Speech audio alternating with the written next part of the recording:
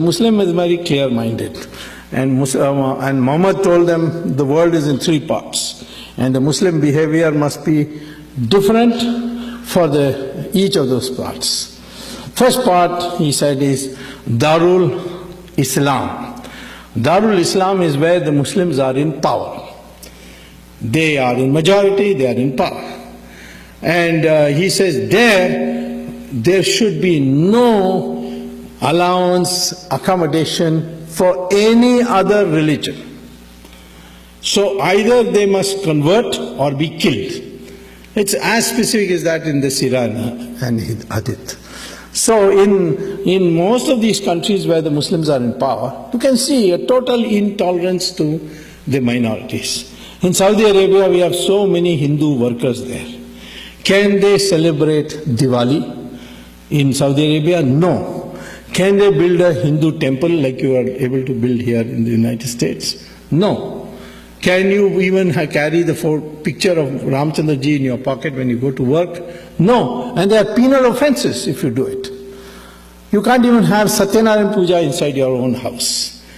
Now, this is the position of Muslims when they are in majority. When they are in minority, as in India, they are demanding mosques, they are demanding their right to read namaz, their Friday holiday, etc. It's a separate code for marriage and so on. So what the Muslims demand as a minority, they will not accept to give when they are in the majority. So that's you may not like this point of view, but there's clarity in that mind. And so Muhammad says that when you are in majority, you are not to tolerate any other religion. You must wipe it out. Second is that where the Muslims are not in majority, there Muhammad divided the world into two parts, and that is, first part is which he called as Darul Harab. Darul Harab is where the Muslims are in a sizable minority and the majority is divided. The majority is confused, like we are today, like we Hindus are today.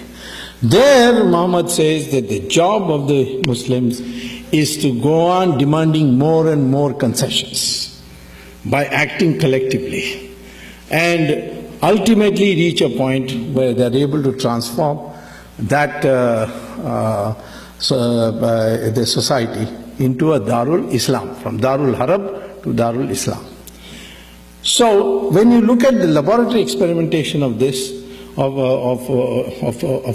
selecting, looking for evidence, you see this very clearly. Take Kashmir. Kashmir is, the valley at least is a majority Muslim area. See what has happened to the minorities there. 500,000 Kashmiri Pandits have been driven out. All the temples have been destroyed to the extent that they can, where it's not protected by central police. And Hindus have hardly any rights. They are discriminated against, they are threatened. In Pakistan, it's very difficult to remain a Muslim. There are a few Muslims there, maybe a few Hindus, or about 50,000 or so. Some say 500,000, but I don't know.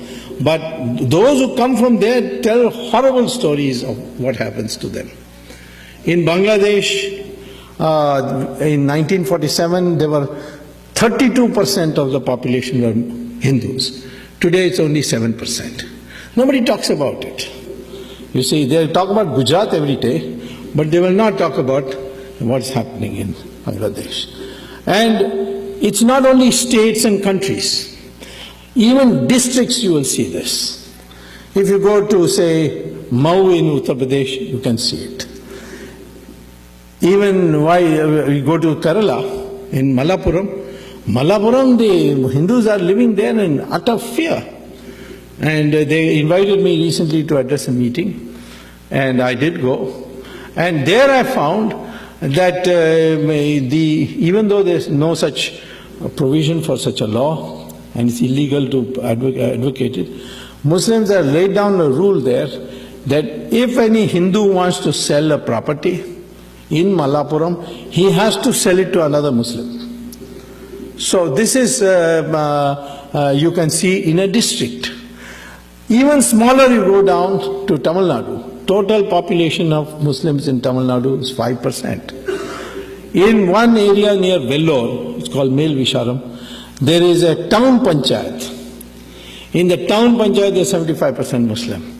And the local body's election, they come to power in the administration of that town panchayat.